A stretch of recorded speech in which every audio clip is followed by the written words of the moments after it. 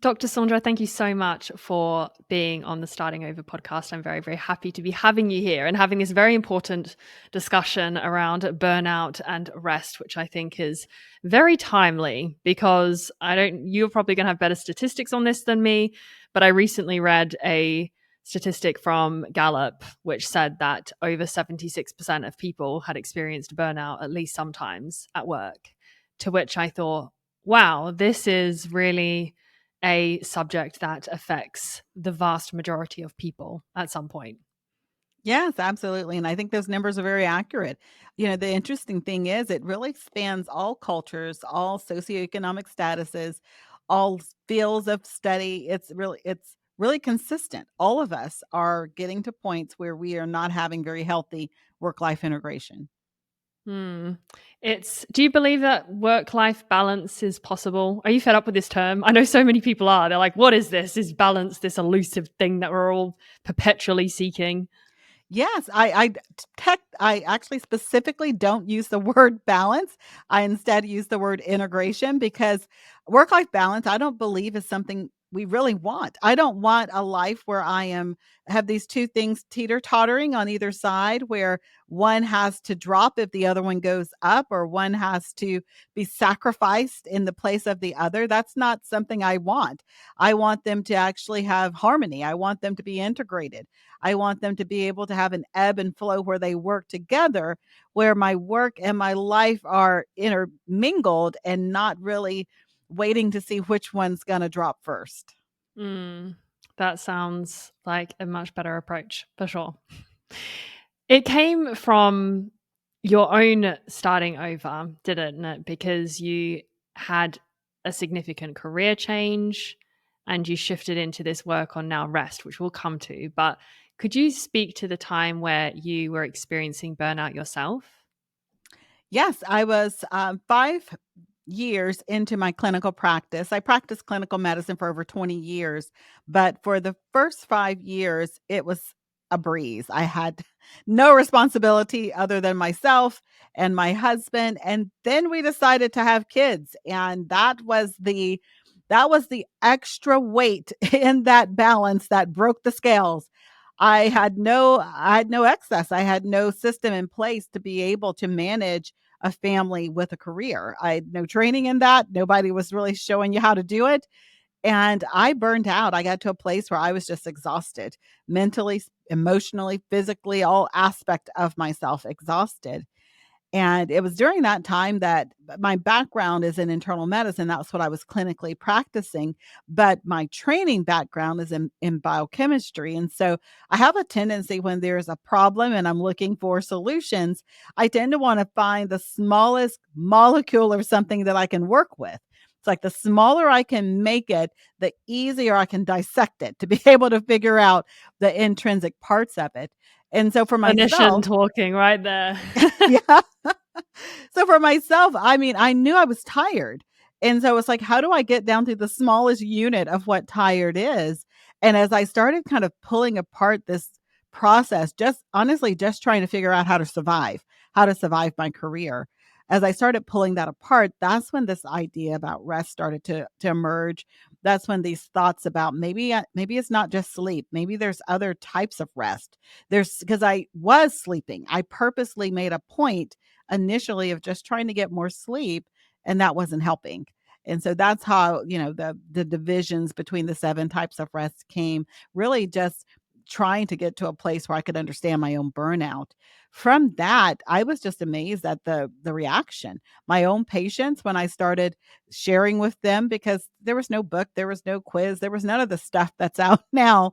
It was just me and my experience and sharing it with other people and then getting their feedback. I call it a very grassroots type experiment when it first began, because they would then come back and tell me how they were improving. Hmm. Pills weren't working in some cases. Lifestyle and traditional techniques and medicines that Like we sleeping pills? all hear about. No, but pills, I'm even referring to pills like even blood pressure pills, because some people, as great as they may be at taking medication, if your lifestyle is what actually is driving your hypertension, then I can sometimes give you pills all day and it seems like nothing works. But then I teach you how to get deeper sleep. I teach you how to turn your brain off and get mental rest. I teach you how to have healthier relationships through social rest. And all of a sudden, your blood pressure drops. Pills didn't change. People got off medications because they were actually learning how to make their life more rested, and it dropped their cortisol levels. It dropped some of those intrinsic things that was driving their stress response, leading to the hormonal imbalances, leading to the elevated blood pressures, leading to the insulin resistance. So it was one of those experiences where I could see conventional medicine, where it definitely has its place. There were some underlying stress responses that we weren't talking about. We weren't telling people how to manage this. And I think that's really what led me into more of a holistic approach to medicine. I still continue to practice medicine for 20 years with that mindset. Yeah. Yes, some people need pills. Yes, sometimes you have to go into the hospital and have surgery. All of those things have their place, but there's also a place for understanding the actual chemistry in your body and your lifestyle choices and behaviors that are driving the chemistry, and actually doing some of the work there. Whether that means taking a hard look at your life and the places where it's broken, or taking a look at how you need to actually restore yourself on a regular basis so you do stay in a place of work-life harmony. Yeah. So one thing that you've said there, well, you've said a lot, but one thing that stands out to me at the start was you said sleep not being rest. That's so striking because I think the vast majority of us, myself included, putting my hand up here, if somebody said, well, you need to rest, I would think that would be either chilling, of course, but whatever that means, but then sleeping well. And you're saying, wait, hold on, sleep is not rest? How is sleep not rest? They're not interchangeable, and I think that's the reason that so many people are burned out. They feel like because they are spending 6, 7, 8 hours in bed sleeping, that that is giving them all the rest, all the restoration that they need. Sleep is a type of rest. I put it under passive physical rest. So it is a type of rest, but it does not encompass all that rest can be for someone. So Mm. in my research, what we've found over these now 10 years, I guess, since all of it came out, is that there's 7 different areas that we need to be rested in. And so that includes the physical, mental, spiritual, emotional, social, sensory, and creative. And so I can sleep for 10 hours, but I'm not going to get any creative rest while I sleep. I'm not going to be inspired. I'm not going to have the creativity awoken inside of me by closing my eyes and go to sleep. I'm not going to find the restoration that comes in social rest when I'm around life-giving people in my bed with my husband alone. I'm not going to get social rest from that. I'm not going to experience emotional rest with my Can I eyes stop you closed. there? Something that really stands out is I would almost think that social rest is an oxymoron. Like, how do you even put that together? It's like being social. How is that restful? But then I hear what you're saying about, okay, The like right people. there's okay, the right people, yeah. And is that because when we are around the right people, that gives us energy, that energizes us, or how is that restful? Yeah. So that's the thing. It's the right people. Most of the people we spend our time with are not socially restful. They are actually the people who are making us socially exhausted. They need us. They are pulling from our social energy. They require something from us. So then you have to look at your relationships and determine, is there anyone in my relationship who isn't there because they have to be there, because they need me? It's not my kids or my spouse or my elderly parents or my customers or clients. Who are the people who you just enjoy being around because they're life-giving, they're fun, they're exciting, they bring a smile to your face? And a lot of us don't have those people. We spent so much time with creating careers and building families, we forgot we need friends. We So forgot that a true. support system is beneficial for us, and Yeah. it makes us feel better and more rested. Yeah, so true. I think I read something recently about how we experience a vast drop off in our friendships after the age of 21 or so. And it's such a shame because they can be some of the most fulfilling relationships that we have. And yet they're the ones that are quickly neglected because of the other commitments that we have in our life. Absolutely. They have no demands on you. A friend does not have demands on you. And because of that, they are not going to say, hey, come hang out and have fun. Whereas your kids are going to say, hey, I want a meal. Your spouse is going to say, hey, I need you to do this. Your customers, everybody else is going to demand something, and they're way louder than the people who just want to be there to have fun with you. Mm-hmm. Heard. So, what are some of the other types of rest that we can break down? I know you've given an overview, but let's go into a little bit more Yeah. detail into, and also why it really matters. Because what I'm hearing here is that, okay, there are different types of rest that we need to care about, and if we don't have them all, I suppose, at different moments in our life, we will be depleted in some way. Well, that's what where I would probably begin is that if you're someone and you are tired, someone asks how you're doing, you're saying, I'm so exhausted, I'm so tired. To me, that is an unbeneficial statement. It's not an adequate reply. It would be no different than someone walking into my physician's office and saying, I hurt. What do I do with that? How do I even know how to help you? You haven't given me enough information to even point in a certain direction to solve the pain. So when we say we're tired, it's like this blanket statement with no direction. We really need to say, what kind of tired are we? What's fatigued? And I feel like that's where most of us miss it because we say, oh, I'm tired. I need to go to sleep. Okay, is the problem really just physical or sensory, which are the two main areas that get resolved with sleeping? We need to then evaluate, where is it that I'm depleting? And sometimes that requires us to take a look in our life to determine, where are we spending the most energy? I know for myself, when I started this process, like I said, I purposely initially went to, I must need more sleep, but that wasn't helping. For myself, the area that I was most in need of rest was actually emotional rest. I'm a physician inside of the hospital, so I work in the ER and at times the ICU. I'm seeing people die right and left, all ages you can Wow. imagine. It's a tough job.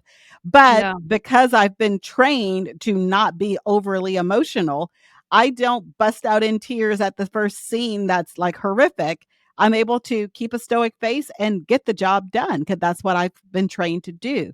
However, at the core, I'm an empath. I cry at movies and commercials. At the core, that's who I am. And so I've learned a level of professional emotional labor that I'm willing to carry to do the job that I love to do, but it still has to be dealt with. Those emotions still require being dealt with. And years, 20 years, if you don't deal with it, they deal with you. And that's what happened. That's where I was burning out. I refused to deal with the emotions, and they dealt with me. To the point that Mm. they became the weight that I was carrying that was causing me to feel so exhausted all the time. And recognizing that that was the rest I need, the emotional rest of release, authenticity, being able to say my feelings, give them voice, acknowledge them, not judge them, and find appropriate times to release them. It is still not appropriate for me to bust out in tears in the ICU. I have a team to lead. Have you So, actually though? right, it's still not the time. But Yeah. to learn, there has to be a time and to make provisions for that. Yeah. Yeah, that's it. And I think there are, at least what I've experienced in people I know, is that you can be overly emotional, fall into it, get swept away with it, feel out of control, or people who completely just swallow it all down, bottle it all up, and then it will come out at explosive moments when, I don't know, your child has a meltdown because their cracker broke in half and they didn't want it to, or I don't know what, but the smallest of things, and then it's like, you're too much, bursting the, yeah. But I actually find your personal story very interesting there, because I think, I guess you being an empath, that's what drove you into this line of work in the first place. Mhm. And yet part of what you have to do is learn how to protect your own energy. Exactly. And not only protect it, shut it down. I have to Is that healthy? completely. Quick pause. If you're a regular listener to the show and you have found value in these episodes, I would be immensely grateful if you pledged your support. Reality is, podcasting is not a free venture. There are many behind the scenes costs, But with your support, you'll be able to help me fuel the growth of this podcast and keep bringing you bigger and better guests each and every week. And of course, the signature honesty and real talk, which I'm known for. So if you'd like to say thanks and support the show for less than a cup of coffee per week, you can click the link called Patreon in the show notes. Thanks so much in advance, guys. Back to the episode. Detach from part of what my normal personality is to be able to do the job that I do. There has to be a level of impersonalization when I am treating a patient. Almost every patient I see is someone who is actually one of my patients. I know them. So I've seen the dog's pictures, the grandchildren's pictures. I know who they are. So there's a personal attachment I have to them. That's not just a chart on the bed. It's a friend in many cases. However, in that moment, I have to detach from being their friend to being the person who is looking at the labs, making decisions that are not based on my emotions. So I've had to learn how to detach from parts of that.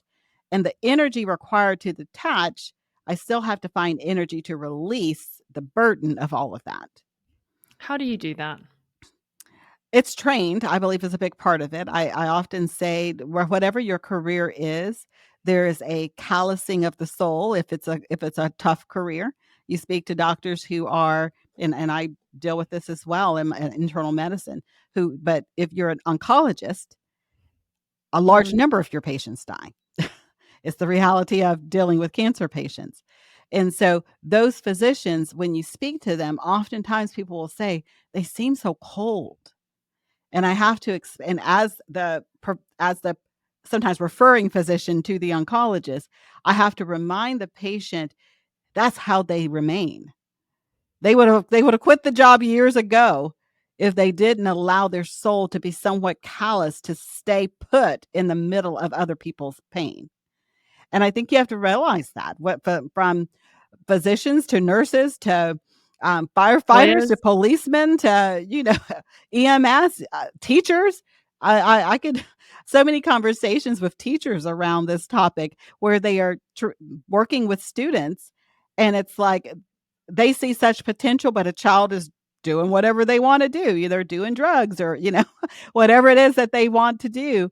And to have the ability to remain in some of those situations requires a bit of callousing, but it doesn't change who they are. It's almost like a mask like a cape or a mask they put on to step into that role to do that job because they feel either called to it or part of their person or their purpose or the passion or something is calling them to stay put in the middle of that place. What do you think, in your professional opinion here, is the right balance between learning how to do that, to be able to perform, to be able to control or suppress your emotions at given times, versus having the rest that we also need? Like, how do we find the right approach there that is healthy for us? Yeah, I think it's individualized for each person. For myself, I stayed in clinical practice for 20 years.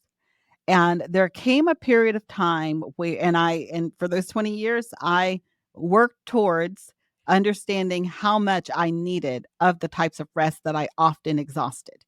So I started to determine I need to, have a person where once a week I can sit down and share the raw emotions, or I need to make sure that I create space in my life to have creative rest and go in nature or go hiking with my husband or go visit an art museum or theater or something. So seeing what amount of these different types of rest that I needed to feel happy, to feel satisfied, to feel as if I wasn't always tired. And then there's on the flip side of that, there came a point in my career where the pressure of staying in that role, of always having to keep it together, that no longer served me. And I was like, "You know what? There's I still have gifts and talents. I'm not gonna retire because 'cause I'm too young to retire, and I don't really believe in retirement, but I am gonna repurpose my gifts in a different way.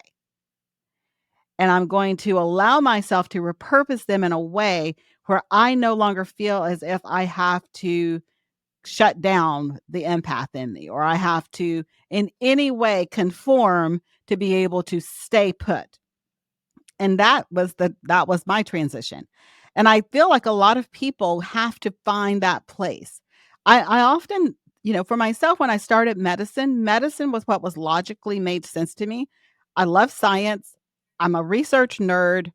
I enjoy tests. It wasn't an issue for me in school. I was one of those people who was extremely studious. So medicine and becoming a physician just kind of fit. It just seems natural. And I loved helping people. But helping people didn't necessarily have to be in that way, but that was the only way I could see at the time. And so I think it's important that each of us can kind of continuously through life reevaluate. I know what I enjoy doing. Are there other ways I can do it that even more align with my personality, align with my gifts, with my talents? Or did I acquiesce into a role that was the one that made sense in the moment? Not that it was a bad decision, but I think we have to have grace for ourselves that we realize that sometimes we step into roles because they made logical sense, but they haven't made heart logic to us. Such a good point. And we transition till we get there. Yes. Yeah, and permission to transition. Sometimes it can be difficult, I think, in practice, but I know so many people, friends who have almost fallen into their careers because it was what was available to them, or it was one of the job opportunities that they had. And then that suddenly forged a path that they otherwise hadn't imagined. And then we often find people in that position where they are unhappy at work, which so many people are. I don't know the specific statistics on that, but so many of us are less than thriving at work. And then I guess this is what you're saying about the rest and even creative rest and so on. Like if we don't have the other outlets to fill us up, we will become so depleted, or an empty shell in some respects, like feeling like you're just going through the motions day by day, a bit on autopilot, but not feeling vibrant and truly alive and joyful. And yet it's what we're all And you just seeking. described burnout. Yeah, that's it. What you just described is burnout. The World Health Organization, when they define the term burnout, number one is you're tired all the time. Number two is you no longer find joy in the work that you do. And number three is the work that you do isn't at the capacity of what you're capable of. That's a lot of the population. Yeah. That's interesting, the third point about it's not what we're capable of. Can you expand on that? Is that when we hit a growth ceiling and you are in a period of stagnation as such?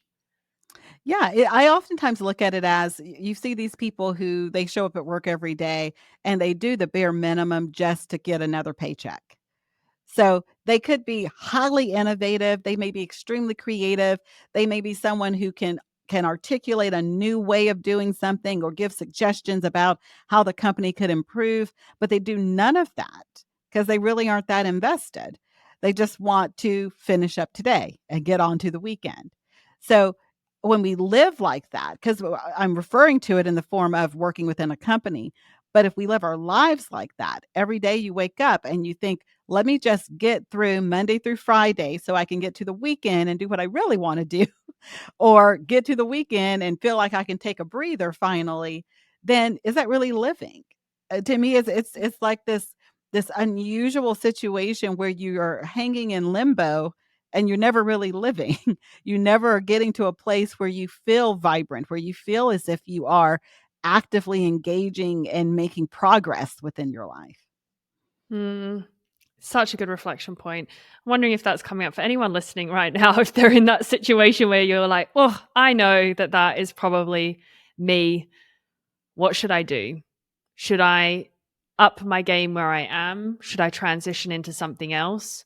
Should I try and do what Dr. Saundra is saying here with the other types of rest, perhaps that can fill or light me up until which point I can transition? That is What's what your I take? recommend, because that's what the experience I've seen with so many people. You have to have energy even to change.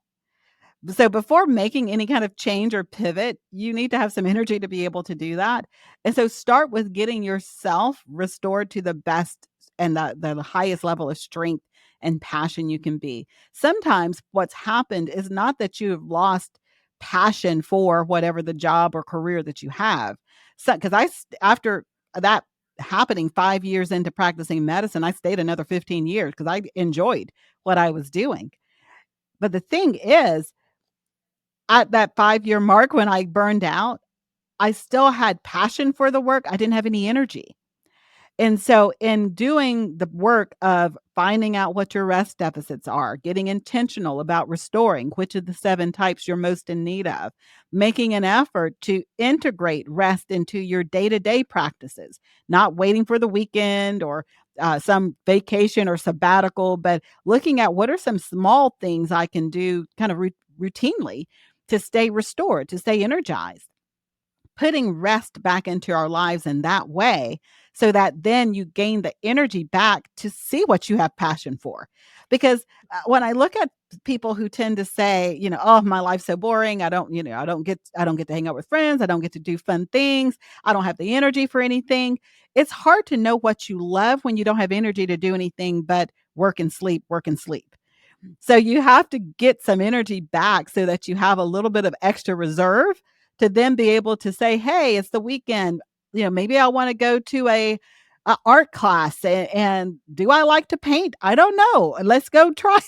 Let's grab some friends and go try Yeah. it. Or do I like to travel? I don't know, but I have energy to do that. And you can start exploring what are the other things that actually light you up. Yeah. Great point.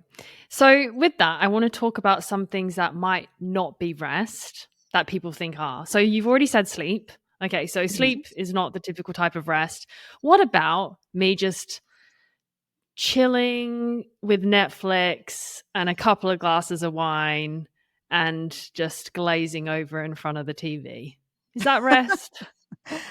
We tend to call that escapism. You're just kind of escaping from life for a moment, I don't do that. I don't do retreating, that. Definitely retreating not. from your life for a moment. And every now and then that's fine. I mean, to just veg out, as we call it. So, but I think too often we consider that rest. But with rest, you have to. It should be restoring something. That really is at the core of rest. Rest is about restoration. I often use this analogy of, if someone comes into the hospital bleeding, and I tell the nurse, go, put a Band-Aid on it, suture them up, and then send them home. That could be fine if they only had a tiny cut and they were bleeding for like a minute or two, right? But what if someone got cut with an axe and they're bleeding out? If I suture them up and get it all bandaged up, they could have lost multiple units of blood before that ever happened. So I stop the bleeding, but then I send them out restored. No, I sent them out depleted. They're still anemic. That's what happens when you Netflix and chill Mm, and you're not really paying attention to, is it restoring anything? You stop the bleeding, but what got restored? You stop the activity, you stop the work, you stop the other things draining your energy, but is laying on the sofa, which is basically passive physical rest, and watching Netflix, which, unless it's something that inspires and motivating you, probably isn't necessarily creative rest. It's just mindful energy being used, mindless energy being used. Chances are the only rest you're getting is physical. It's just same as sleeping. You're just laying around. mm, Now to put a flip on that, if you are, let's say, watching Netflix and you're watching, let's say, one of those cooking shows where they are creating something and you're watching that, and as you're watching, it's sparking creativity inside of you. And you're like, wow, how did they make a tennis ball out of chocolate? And it looks so real. And it's like waking you up and kind of getting you excited about the ability of humans to create, which is creative rest, awe, wonder. Maybe you're getting a little bit of rest in those Netflix moments. okay. That definitely doesn't happen to me. I'm not going to go and try and make my chocolate tennis ball. I will do something else other than MasterChef. But I'm hearing you. I'm hearing you. Will having this kind of rest boost our happiness, our performance, and our productivity? Absolutely. That's the work that I do now. So when I came out of medicine, that was really what I went over into, is workplace well-being. And I work with companies and corporations, helping them build up their internal talent so that they understand how to use well-being practices to help them be more productive, to help them be more innovative, to help them actually be more engaged, to stay within their jobs for longer, without that feeling of, is it the weekend yet? And just trying to get to Saturday. And I feel like one of the things that many companies are starting to see is that people who have energy are way more productive. People who are smiling and have a good outlook on life, who feel as if their input and their life has value, they show up different in the workplace. They don't show up with this kind of presenteeism where they're just present, but they're not actually involved and engaged. They show up with an energy that says, I want people to know that I was here. And they speak more, they share ideas. They're the people who want to let you know what they see that can be improved within the company. And those are the people who also get promoted because they're seen as leaders. Yes. How do you actually change that? So I'm curious because you say you go into these companies. What do you do? What do you Yeah, do it that differs for changes each that? company. I love that question. It differs for each company. We tend to start off with an assessment. So, with most companies, what we're looking at is, first of all, what is the energy like in the company? What is the well-being culture? And so you've probably walked into certain establishment and everybody seems like nobody's smiling, everybody's energy is down. Nobody has like any enthusiasm to them. Nobody's eyes are lit up. Everybody just kind of seems like they're just there. If that's the type of company we walk into, then the first thing we realize is that this is a company where people don't have the energy to even have joy. And so you have to start just at the very basics. We start off with things like evaluating what their rest deficit are. We evaluate whether or not the initial leaders of the company, the CEO, CFO, COOs, all of those people, what are they communicating about well-being within the organization? Because if the top leaders don't show a priority in that, it's not going to trickle down. It's going to just stay in that. So we begin with working with them. It could be individual trainings to help them get to a place where their energy is actually matching the growth that they want to see within their company. And then we Mm, start off with things like wellness initiative type programs, anything from retreats. It can be online trainings. It can be a further assessment. It can be group therapy sessions. There's so many different ways of going about that. And a lot of it's highly individualized. Although we may be working with a group of 1,000, 10,000, it has to be highly individualized because, as you mentioned, creating a chocolate tennis ball is not your idea of a good Saturday. However, for somebody else, that might be. For you, that might be the mental dream. rest might look like meditation. For you, you might enjoy yoga or some other form of meditation. For someone else, mental rest might look like listening to music. For someone else, mental rest might look like swimming.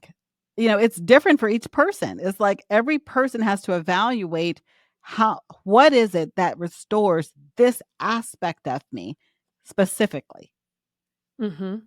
So something I want to ask is around prevention because it's something that medicine doesn't do enough of. I think we don't do enough of it. We always focus on how to deal with the problem after it's already happened. What do we do now that I've actually burnt out? How do I recover? But what are some of as- the ways that we can have an early detection, let's say, that we might be going down that path? Yeah, that's actually where our restquiz.com came from. We had so many people asking, how do I determine which of these 7 types of rest am I most deficient in? How do I determine? So outside of the quiz, what I tend to tell people is to think about where you're spending the most energy during your day. Look at your schedule. Are you having to think and process using mental energy? Are you physically on your feet using physical energy? Are you having to deal with other people's emotion, or maybe you're having to extend a lot of compassion in different situations using emotional energy? Are you having to be innovative and answer questions and think outside of the box using creative energy? Wherever you're spending the most energy is an area where you're at higher likelihood of having a deficit in. And so begin to then ask yourself the question, Am I doing something to pour back into this same place where I'm using energy? For a lot of us, the answer is no. We may be resting well in other areas. Maybe you have a or exercise routine where you're getting some circulation moving in your body and blood flow, and that gives you some active physical rest, or you go get a massage or something, or maybe you have a habit of doing meditation, but you're not looking at these other places where you're being depleted. And so the more we're able to kind of isolate the place where we are not restoring and where we know we're using energy, the quicker we're able to pour back in very intentionally and start feeling that improvement in our not only our energy, but also in our productivity. Hmm. Have you got any specific examples or a case or a person or a situation that would help to elaborate on that a little bit? Yeah, so I would probably give an example of there's a couple of different examples I talk about in my book, Sacred Rest, but I'll get that are kind of more personalized. But I'll give one that's more of a kind of corporate type evaluation of that. So during 2020, when everybody was kind of in an uproar because of the pandemic, a lot of people for the first time were working from home all of a sudden. And so we started hearing things like Zoom fatigue, and we started hearing all of these new terms that people weren't having. And it was interesting because it was during that time that more people started saying they felt burned out, which is not Mm. logical considering that the majority of people before then were saying, "Hey, if I could work from home, that would be the best thing ever. I could stay in my job for a lifetime if I could work from home." But now they can, and everybody's burned out. What happened? Well, what happened is everybody lost their normal work life boundaries. Normal work life boundaries, you walk in the door, you shut the door, you are at work, you left work. When work is your kitchen counter, you don't leave it, it's always there. And so when we lost these work life boundaries, we started noticing that a lot of companies started having us in to share with their employees, how do we rest when our work and our home have merged into one? So Great simple point. examples of some of the things we started to recommend to overcome the so-called Zoom fatigue and these other terms that people came up with during the pandemic, which by the way, Zoom fatigue is simply creative rest deficit is what people were describing and didn't know what it is they were experiencing. So how do That's you what it solve is. that? Hmm? Creative rest deficit Is because it of I'm the sorry, a screens. sensory rest deficit, sensory, not Okay. creative. A Okay. sensory rest Okay. deficit because your senses are and so let me share. One of the things that we recommended for a lot of these companies where people were saying that they were having this type of fatigue after these virtual meetings was for the company to have a standardized background that they were going to have all their employees used. This is the reason why. On a normal screen, when you're looking at a virtual meeting, every person's screen is visually different. So every time you look at the screen, if you have 10 people in the room, there's 10 different visual inputs that you're looking at as different people are talking. In a normal meeting, you will only have to sensory wise process one room, not 10 rooms at one time. Same 10 people, but the situation allowed your brain to not have so much input. So simply by doing things like having a central virtual background, every member of the team's background is the color of the company or whatever it is, focuses the eye so that it's back to being like in a single room. You're not having this excessive processing. Another example for someone who's a parent who is working from home and they're like, I feel so agitated by the end of the day when I'm working remote because I hear my kids in the background or I hear my husband walking around and I hear the dog barking. Putting on noise cancellation earphones for an hour during the day, a moment of sensory reprieve to get the sensory overload under control so that they're able to focus and not have the extra input. Now, why is that important? Because most of us, we don't aren't actually aware of the sensory inputs around us. And so we don't know when we're becoming sensory overwhelmed. We just see the side effects of the sensory overwhelm, which usually are irritation, agitation, rage, or anger. We get irritated when we get too much sensory Mm. input. But when we are allowing ourselves to have moments of sensory reprieve, it decreases the sensory overload so that we can stay in a place of sensory rest. because whether you realize it or not, your brain has to process any information you're tuning out or trying to narrow down in your senses. And so when you can put noise cancellation earphones on, or focus the screen, or even changing the screen so that you're only seeing one person talk at a time rather than having all 10 people pop up in the virtual room so you can see them all at once, all of those are simple measures to kind of improve that. And we saw so many people that had never even thought about how much energy they were using to process their sensory environment, and the effect that it had once they downgraded it, in that they were no longer yelling at their kids and their husband or their spouse at the end of the day because they got their sensory rest deficits under control. What a link. I would not have thought that. It's a nice excuse. I'm just think for the irritation. Sorry, it's because I had sensory overload on my Zoom I'm screen yelling at you today. because my brain has had too much input. Exactly. I'm going to move into the final fast few questions now. And the first thing I wanted to ask is multitasking a myth? That we can do it and it is effective? It is a myth. I mean, you can do it, whether it's effective, no. So lots of people multitask. That's kind of their go-to mode of functioning. So you definitely can do it, but the problem with multitasking is you're not focusing on anything. And so when you're multitasking, you're splitting your attention between multiple things. And what ends up happening is it worsens mental rest deficits. For a lot of Yeah. people, they struggle with, they're exhausted, they get home at the end of the day, they go to sleep, they lay down, and they can't turn their brain off. It's like their head keeps they keep having these conversations and thinking all these thoughts and coming up with new ideas. And a part of that is because of the multitasking. We've taught our brain to not actually be able to quiet or focus. And so it's more familiar with jumping from bits of information than it is with actually settling down and focusing. And so multitasking does two things. It actually untrains our brain from focus and concentration, and it keeps us in a place where we are very easy to not be able to kind of settle down a little bit so that we can not always be on. Yes. Well, that's very interesting you say that, because the second thing I wanted to ask actually was around how to switch off your brain, because I know, well, not entirely switch it off. We don't want to go that far, but in the sense of how we can unwind, because I know so many of us have trouble sleeping. We have trouble to keep those boundaries that you described before. Okay, this is the time I'm no longer thinking about work. I'm no longer thinking about this. Let's fall into a nice restful sleep, as opposed to laying there turning things over and over. So how do we do that more effectively?